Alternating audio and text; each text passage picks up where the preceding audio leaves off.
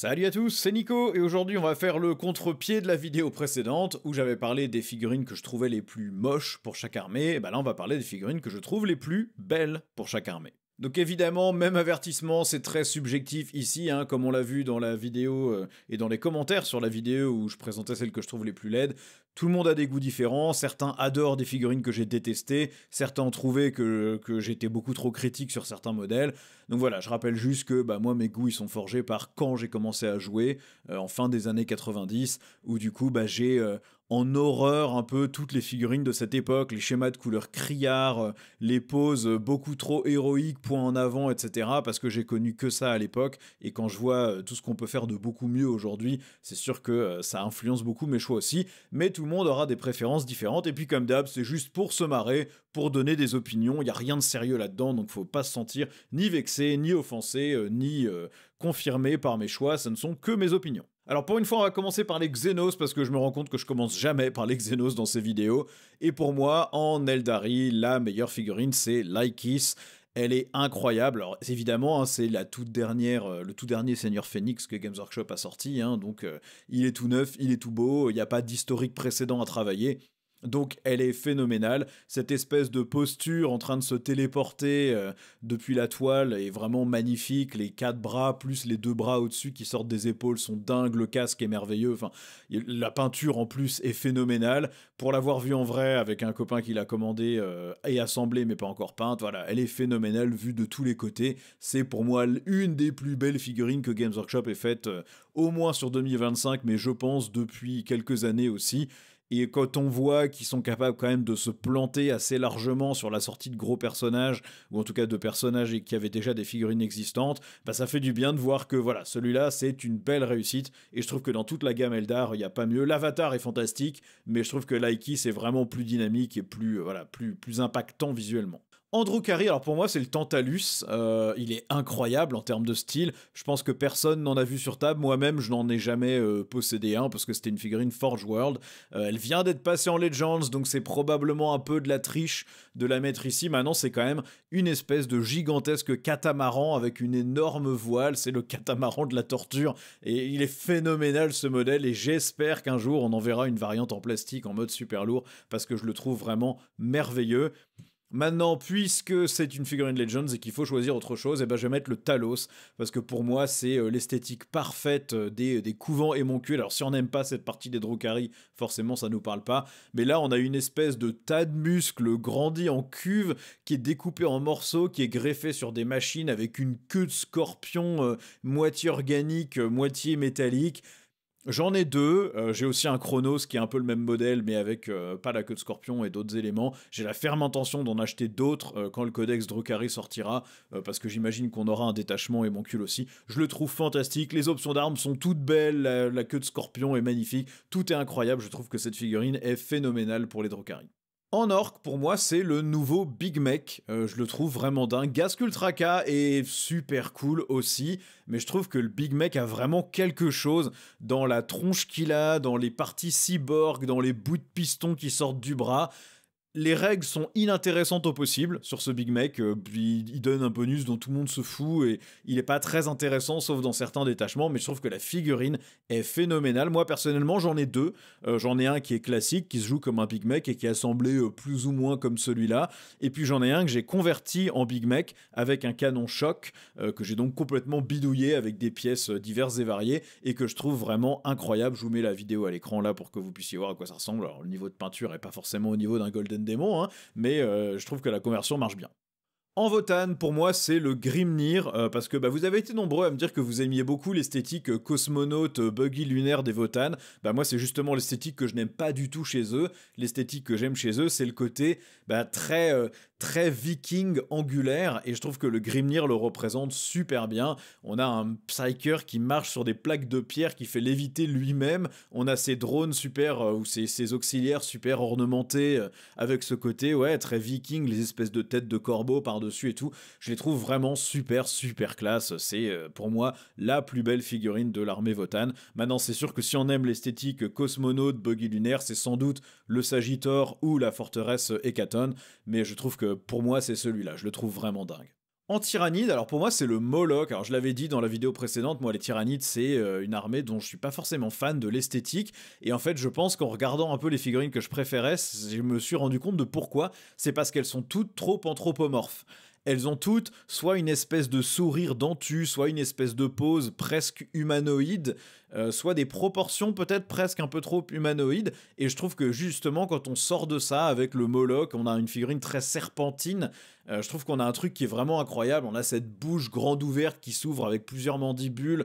On a plein de petites lames et de petites pinces. On a cette queue de serpent avec une grande pince au bout. Et je trouve que voilà, c'est le style que j'aime chez les tyrannides. C'est le côté qui sort vraiment du côté anthropomorphe ou bête à quatre pattes et qu'on va vraiment sur une espèce d'horreur cosmique qui, moi, me parle beaucoup plus.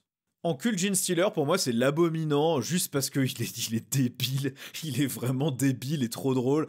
Cette espèce de tête fendue en mode, je sais pas, c'est l'opération du bec de lièvre qui a complètement raté, quoi. Et qui est vraiment incroyable. Ces espèces de mains difformes, le marteau qui est presque, je sais pas, une espèce de générateur ou un poids de salle de sport. Et puis il a son espèce de mini-moi, vaguement Genestealer, mais avec la tête fendue en deux, recousue avec des agrafes, je sais pas. Il y a tout qui marche là-dedans, je le trouve incroyable. Tous les petits détails sont débiles, mais en même temps merveilleux. Et je trouve que c'est une des plus belles figurines de l'armée. En Necron, alors bah moi c'est le monolithe, j'ai toujours adoré le monolithe, même dans sa toute première version, avant qu'il ressemble à ça. Je le trouve incroyable, je trouve juste le concept de mettre sur la table une gigantesque pyramide qui tire des rayons de la mort, bah c'est juste classe quoi. C'est juste classe, c'est juste fun, c'est marrant. Il y a des espèces de spectres canoptèques qui sont à différents endroits de la figurine, qui le maintiennent, qui l'entretiennent, voire des fois on a l'impression presque qu'ils peuvent un peu servir de source d'énergie. On a des nécrons qui sortent du portail pour bien indiquer aussi la fonction, avec ces espèces de marches d'escalier, comme si les nécrons avaient besoin des marches d'escalier et qu'ils pouvaient pas juste se laisser tomber. Je sais pas, il y a vraiment c'est presque un diorama quoi, et je trouve ça vraiment incroyable, et je trouve que cette figurine est merveilleuse. En Empirto, pour moi, c'est la Ghost Kill. Dès que je la vois, j'ai envie de refaire une armée Empirto. Ça a été une des armées que j'ai complétées quand j'étais gamin. Enfin, complétée, ou en tout cas celle où j'avais vraiment beaucoup de points. Je devais avoir 3 ou 4 000 points d'armée en taux. Ils étaient peints en blanc, déjà, blanc et gris, un peu comme ça. Alors, très mal peints parce que j'étais jeune, mais ils étaient peints sur ce schéma de couleur-là avant que Games Workshop l'adopte. Ils étaient partis, sur leur schéma un peu désert, orange-marron. Moi, j'étais parti sur ce blanc, rouge et gris. Et j'adore Leto, j'ai juste vendu cette armée il y a 7-8 ans parce que je pensais que j'allais jamais reprendre Warhammer 40 000. Depuis, j'ai pas arrêté de regretter, et à chaque fois que je vois la Ghost Kill, je me rappelle de pourquoi j'adorais Leto. C'est la représentation parfaite de ce que doit être une exo-armure. Elle est super détaillée, elle est technologique avec ces espèces de bouts de trucs par-ci par-là, on sait pas exactement à quoi ils servent, mais ils sont là. Il y a des proportions qui sont pas tout à fait humanoïdes, pas tout à fait taux, un petit peu plus déformées avec des jambes un peu plus lourdes. Du coup, ça donne l'impression qu'elle pourrait vraiment fonctionner, peut-être qu'elle peut vraiment marcher. On a une tête qui est très drone de reconnaissance, très caméra mobile. Il y a un truc qui fonctionne vraiment avec cette exo-armure que je trouve dingue et que j'aime beaucoup un peu aussi chez la Riptide ou chez la Storm Surge, mais que je retrouve pas du tout dans les Commander TOW ou dans les Crisis, que je trouve encore un peu pâteau et peut-être pas assez poussé justement dans le côté exo-armure un peu avec des proportions un peu particulières. Et moi, la Ghost Kill, vraiment, je la trouve phénoménale. En sort de bataille, bah c'est Morvenval, c'est mon amour des exo-armures qui parle aussi. Je sais que certains n'aiment pas le côté petit bonhomme engoncé dans une autre armure, et c'est moi personnellement ce que j'aimais pas chez les Centurions, mais parce que l'armure Centurion est trop massive. Mais je trouve que là, pour les sorts de bataille, ça fonctionne super bien. On a vraiment l'impression que c'est une espèce d'exo-armure relique. On a presque ce côté un peu exo-armure de Matrix dans le dernier épisode de Matrix, qui, bon, vaut pas grand-chose en tant que film, mais qui a ces espèces de robots un peu pilotés de l'intérieur. Et je trouve que là, on a la même esthétique que j'adore, avec ces poignets qui servent à faire bouger les bras, là, et les jambes engoncées dans les jambes, qui paraissent pas aussi ridicules quand on a justement cette espèce de tunique que porte Morvenval. C'est pas original, plein de gens adorent cette figurine, mais moi je la trouve vraiment super classe, je la trouve très belle, et je trouve que c'est pour moi en tout cas la plus réussie chez les sœurs de bataille. J'aime beaucoup le triomphe de Sainte-Catherine juste sur le principe de la figurine diorama, mais je trouve que Morvenval est elle est plus guerrière quoi, dans sa pose, donc elle colle mieux dans le jeu. Pour les Custodes, pour moi, c'est le Télémon. Alors, c'est une figurine Forge World, mais en Custodes, si on compte pas le Forge World, on a quand même pas grand chose à se mettre sous la dent. C'est pour moi le Dreadnought le plus stylé du jeu. Il y a ce côté, les aliens, là, les Mondo Shawan du 5e élément, avec leurs énormes épaules et la tête très engoncée dans le torse, que je trouve trop classe, l'ornementation partout. Et en plus, je trouve que la manière de peindre Forge World le met pas en valeur. Moi, le mien, je l'ai peint en Solar Watch, en garde solaire, donc il est couleur crème et blanc. Je vous mets la vidéo de la figurine. Bon, c'est pareil, hein, mon niveau de peinture est pas forcément fantastique sur cette figurine, mais je l'aime beaucoup et je trouve qu'il y a moyen de le mettre dans des poses vraiment cool. Je le trouve classe, je trouve que c'est le plus beau des Dreadnoughts du jeu, il est massif, il est stylé, il a des armes énormes. Bon, moi je l'ai magnétisé, donc les bras brinque-balle un peu, mais je le trouve vraiment, vraiment trop classe. Et pour moi, en Custodes, c'est ce qu'il y a de mieux dans l'armée, et j'espère vraiment qu'ils nous en feront une variante plastique quand les Custodes auront droit à une petite refonte, ou en tout cas une extension de gamme. J'espère qu'il fera partie de cette extension. En Mechanicus, pour moi, c'est bien évidemment Belisarius Cawl, que j'ai vraiment très mal détouré ici, mais je vais vous montrer le mien en vidéo ici. C'est pour moi la représentation parfaite de l'armée. Vous avez ce côté dérangeant, mécanique, greffé, qui s'éloigne tellement de l'humain que ça en devient incroyable. Vous avez sous cette espèce de robe, là on voit son genou qui sort, et on voit qu'il est vraiment mécanique là en dessous. Le côté un peu escargot mille pattes avec sa longue traîne de trucs de mécadendrites par terre là, plus tous les trucs ésotériques, les fioles, les générateurs, les détails. Il est incroyable. Moi, j'ai fait la grave erreur de le peindre d'une seule pièce. Je l'ai tout collé, ensuite je l'ai peint. Je fais ça sur toutes mes figurines. La plupart du temps, c'est sans aucun problème. Sur Cawl, vraiment, j'ai galéré pour aller atteindre certaines zones. Donc, si vous le peignez, je vous recommande de le peindre en sous-assemblage. Il est super intimidant à faire, mais en fait, une fois que vous l'avez commencé, il est vraiment très cool. Et voilà, c'est pour moi une des plus belles figurines de tout le jeu, pas juste du Mechanicus. Il est vraiment dingue. En Astra Militarum, bah pour moi, c'est le Lord Marshal Dreyr, le seigneur maréchal des Krieg. Alors, je sais que certains aiment pas, notamment sur le côté cheval avec des espèces de pattes griffues. Moi, je le trouve super classe. Déjà, j'adore l'esthétique Krieg. J'aime pas du tout les Cadiens. Je trouve qu'ils sont vachement trop génériques, mais je trouve que les Krieg, justement, ont ce côté...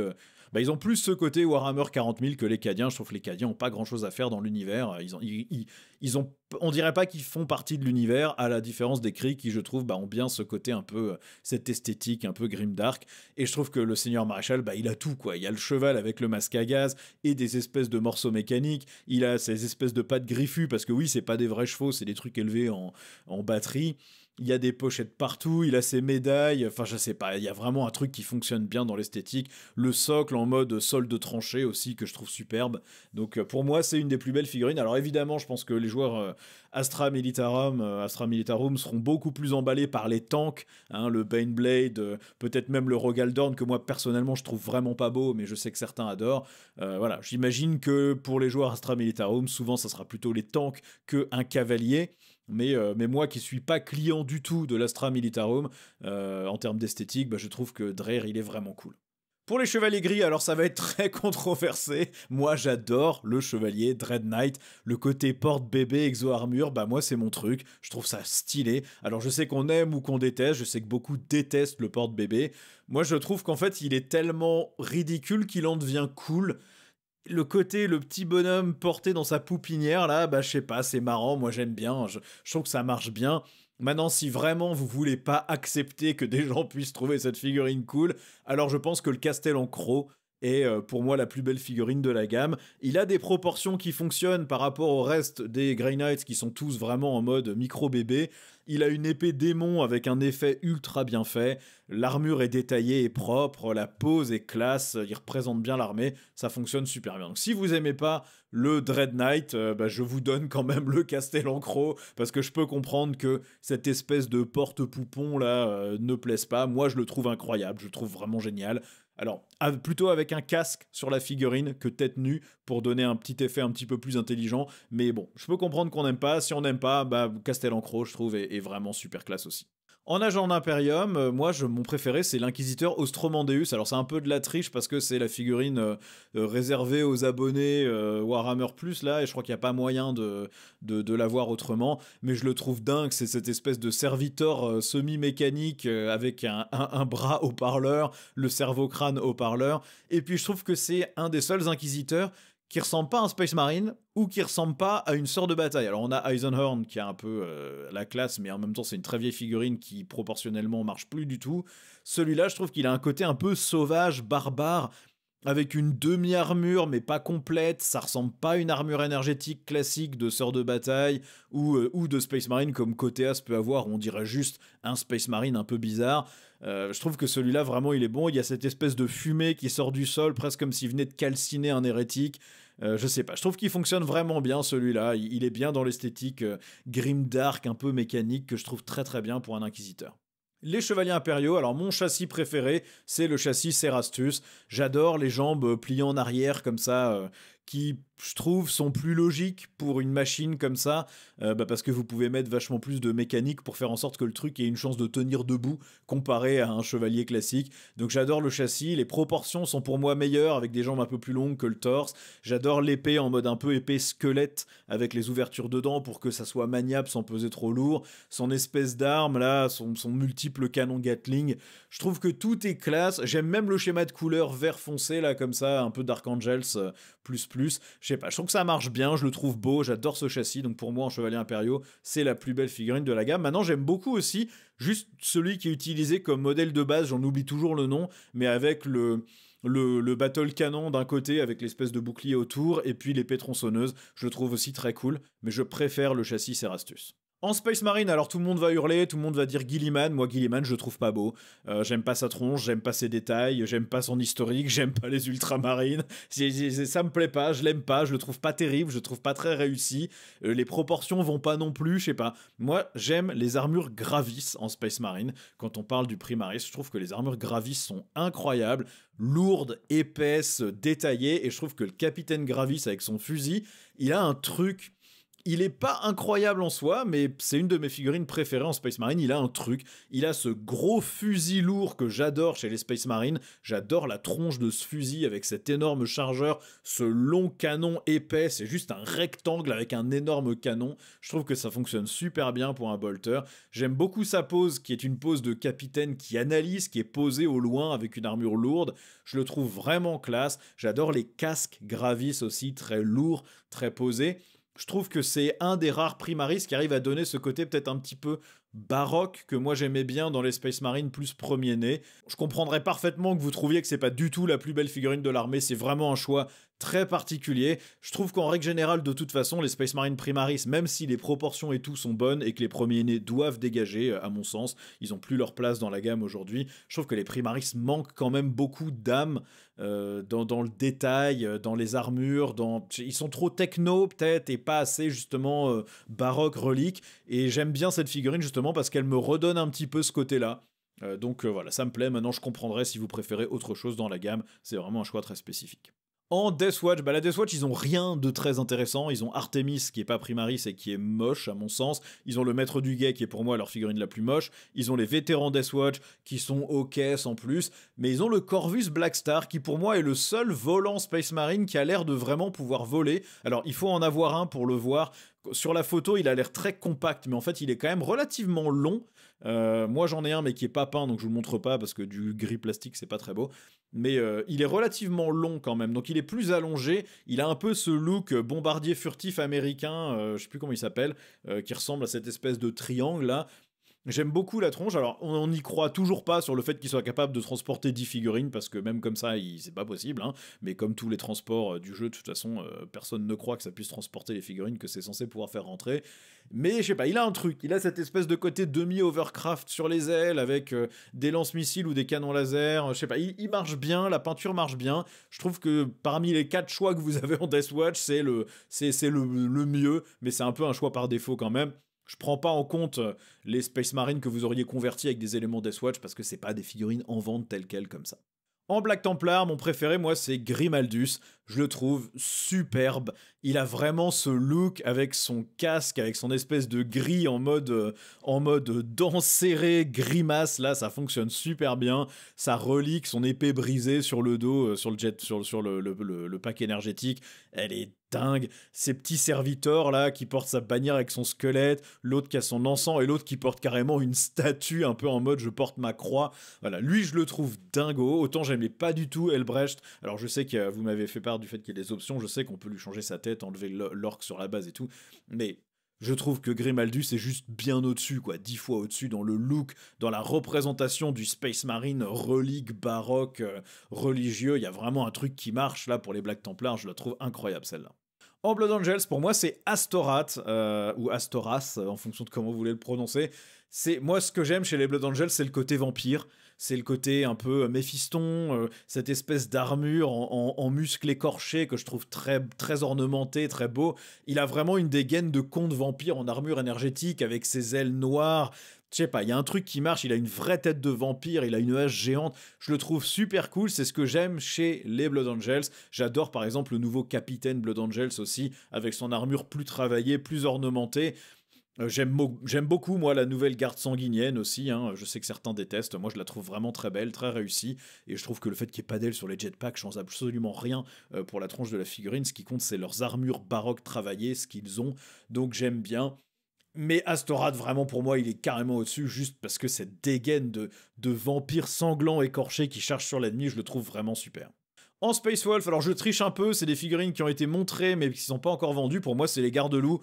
Hein, en Space Wolf, pour moi, ce que j'aime, c'est l'esthétique viking. C'est pas l'esthétique loup. Les chevaucheurs de loups, les loups partout, là, je trouve ça pourri. Par contre, les garde-loups en mode viking avec des haches énergétiques et les peaux de bête sur le dos, ça claque. Les casques sont dingues, les têtes nues sont dingues. La variante bouclier avec le bouclier rond est incroyable. Je trouve que vraiment, c'est au top. Je trouve que ces figurines sont super réussies. Globalement, tout ce qu'ils ont montré en Space Wolf pour l'instant, donc les garde-loups, comment ils s'appellent, les chasseurs gris et les Blood Claws, là, j'oublie le nom, les griffes de sang, un truc comme ça. Je les trouve tous incroyables parce que voilà, vous avez ce côté armure Space Marine Primaris qui est très techno et générique, mais ils ont réussi à l'habiller, à la changer un peu et à mettre des morceaux d'armure précédente pour qu'on ait vraiment ce côté historique, mélange de chapitres, mélange d'anciens Space Marine et de nouveaux qui marche super bien. Et je trouve que là, c'est une franche réussite sur les garde-loups aussi. Elles sont vraiment très belles. Je trouve que le reste de la gamme Space Wolf, de toute façon, qui n'a pas encore été refaite, ça commence à pas ressembler à grand-chose, quoi. Hein. Donc là, pour le coup, on est sur quelque chose de vraiment très réussi. En Dark Angel, s'il n'y a pas photo, c'est Lionel Johnson. Juste la figurine est incroyable. Autant j'aime pas du tout Gilliman parce qu'il a vraiment cette pose générique de héros de base. Autant Lionel Johnson, on voit qu'il est en train d'avancer vers vous pour vous fracasser la tronche. Ça se voit, il a le regard verrouillé en mode tu vas crever mon pote. Et je trouve que ça, voilà, il claque, il est vraiment dingue. Il a peut-être pas les règles qu'il mérite, mais il a vraiment une esthétique qui est dingo. Justement, ce côté, cette armure baroque travaillée, ce bouclier de l'empereur, il y a vraiment un truc. Ces deux petits porteurs, bon, moi personnellement, je les mettrais pas sur le socle parce que je n'aime pas, mais voilà, je trouve qu'il est dingo. Il a une esthétique qui est folle, et je préfère la version casquée que la version tête nue par contre. Mais il a vraiment une super dégaine, et on sait que voilà, il arrive pour casser des crânes, et voilà, il est là pour mâcher du chewing-gum et défoncer des fions, et il a plus de chewing-gum quoi. C'est vraiment, il est là pour ça, et c'est dingue et ça marche. En Space Marine du Chaos, pour moi, c'est Vashtor. Alors, je sais que là encore, c'est une esthétique très particulière. Certains aiment pas. On pourrait même presque plutôt le mettre en mode démon. Mais je le trouve ultra inquiétant, moi. Je trouve que c'est une figurine qui est dérangeante, très élancée, très fine, très tranchante, avec des espèces de bouts de lame partout, des petits clous, des vis un peu partout. Je trouve que ça fonctionne. Il est efflanqué, il est gênant, quoi. Cette bouche de forge avec ses yeux lumineux qui doivent jamais cligner, là. Il y a un truc qui marche et qui met mal à l'aise. Et je trouve que voilà, c'est vraiment la bonne représentation des machines démons. Et je trouve qu'en Space Marine du Chaos, il n'y a pas grand chose, moi, que je trouve dingo, et je trouve que Vashtor, pour le coup, lui, il pète, et il marche vraiment bien dans son rôle et dans son armée. En Death Guard, pour moi, c'est Mortarion. Mortarion, il est merveilleux. Il flotte sur ces espèces de nuages de fumée pestilentielle. Il a ces espèces de mini-mouches flottantes, là, que pour le coup, j'adore, alors que je suis pas forcément fan des petits suivants sur le même socle. Il a sa faux, là, qui est géniale, avec la cage thoracique sur le dessus, son pistolet ultra baroque, ses ailes de papillon, un peu papillon de nuit, là, qui sont belles. Enfin, je sais pas, il a vraiment un truc. Je trouve que Games Workshop l'a peint trop propre. Un peu comme toute la Death Guard, de toute façon, je trouve que le schéma de couleur Games Workshop est trop propre. Moi, je serais parti carrément sur un blanc crème dégueulassé avec du marron, de la rouille et du truc. Je trouve que l'espèce de vert pâle, du coup, donne un côté un peu trop cartoon. Mais voilà, je trouve que la figurine, elle est dingue, elle est super réussie, elle est vraiment très très belle. En World Eaters, alors certains mettraient Angron. Angron est très chouette, mais j'aime pas le côté méga musclore, les bras qui tiennent ses ailes méga musclés. Ça fonctionne très bien sur la figurine, mais je trouve que le Seigneur des Crânes, il est beaucoup plus débile et du coup beaucoup plus drôle. Hein, c'est le technodrome de Clank dans les Tortues Ninja, mais avec des énormes chenilles en dessous, là. Il est alimenté par des vasques remplis de sang bouillonnant. Il a un canon de nombril, il a un canon de bras qui balance des crânes, il a une hache géante. Il a le casque des berserkers qui est vraiment trop stylé. Je sais pas, il est vraiment dingue. Moi, je le trouve incroyable, ce truc. Il est beau, il est classe. Il a la lame de bulldozer avec des crânes dedans. Je sais pas, tu sens qu'il avance, il écrase les gens et il moissonne leur sang pour remplir ses cuves, quoi. Ça fonctionne. Moi, je le trouve vraiment dingue. Je trouve que c'est une figurine qui est phénoménale. Je sais pas à quel point elle est bonne ou mauvaise sur la table, mais si je jouais World Eater, j'en alignerais au moins un par partie parce que je le trouve juste fantastique. En Thousand Sons, alors vous allez me dire Magnus, moi j'aime pas Magnus, j'aime pas la pose, j'aime pas le côté presque trop humanoïde pour un Primarque démon alors qu'il peut se transformer en ce qu'il veut, j'aime pas les cornes de téton sur son armure même si je sais qu'elles sont optionnelles, je sais pas, je le trouve pas terrible Magnus, moi je sais que certains adorent, moi j'aime pas, j'aime moi le Maître Infernal, je le trouve dingue, c'est l'emblématique sorcier Thousand Sons. Il a ce mouvement de main qui crée cette espèce de portail avec des petits démons qui sortent. Il a le contraste de couleurs qui marche, les bras zéro sur le pack dorsal, le casque travaillé, je sais pas. Je le trouve vraiment, vraiment très beau, très réussi. Et je trouve que dans l'esthétique de l'armée, il marche super bien. Évidemment, si vous préférez Magnus, vous préférez Magnus. Ça se comprend totalement aussi. Mais moi, je trouve le Maître Infernal vachement plus emblématique des Thousand Sons que Magnus. En Emperor Children, par contre, pour le coup, là, c'est Fulgrim, peut-être justement parce qu'il a pas ce côté anthropomorphe.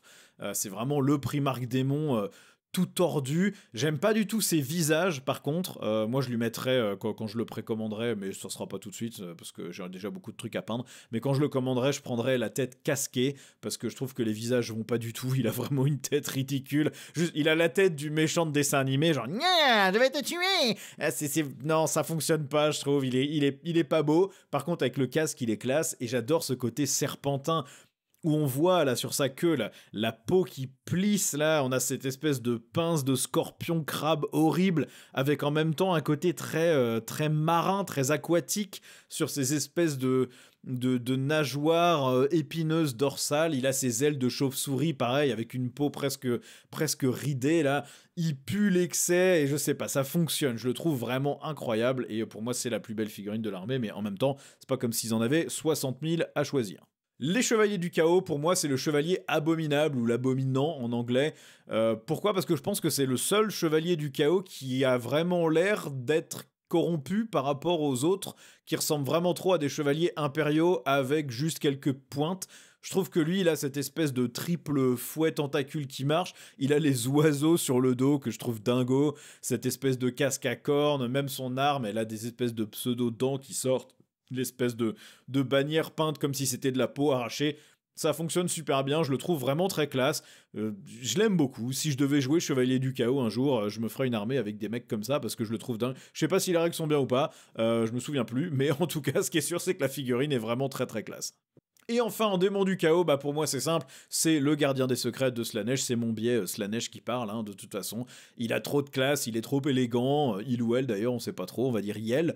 Yel est incroyable, il a la classe, l'élégance, le côté fin avec cette démarche très posée, musclée, proportionnée, les grandes pinces et les bras très humanoïdes qui sont pas, c'est pas des bras qui sortent des côtes, tout sort des épaules, donc ça lui donne une carrure très particulière. Je le trouve vraiment superbe, cette figurine, je la trouve vraiment dingue. J'en ai un d'ailleurs que vous voyez à l'écran là aussi, que j'ai peint au mieux de mes capacités du moment. Je le trouve vraiment, vraiment superbe et j'adore vraiment cette figurine. Bon voilà en tout cas pour mes préférences à moi, bien sûr vous serez sans doute pas d'accord sur plein de choses, notamment sans doute sur les Space Marines, où je sais que certains trouveront que Gilliman est fou, mais moi je le trouve vraiment pas beau, certains trouveront que Magnus est incroyable dans Thousand Sons, ce qui est pas forcément mon cas, voilà. On a tous nos préférences et nos goûts, maintenant ça ce sont mes figurines préférées, comme ça vous avez, je voulais pas faire que des vidéos où je crache dans la soupe, donc la vidéo des figurines moches c'est rigolo, mais c'est bien aussi de donner un petit peu de positivité sur les figurines qui sont réussies, parce que Games Workshop fait quand même des trucs incroyables, et donc il faut quand même les applaudir sur ces figurines-là. En tout cas, merci d'avoir regardé, dites-moi ce que vous en pensez en commentaire, quelles sont vos figurines préférées, celles que vous trouvez les plus belles, et puis comme d'hab, vous savez où sont tous les boutons YouTube, je vous laisse voir ça, cliquez dessus si vous en avez envie, et je vous dis à la prochaine pour une nouvelle vidéo. Ciao!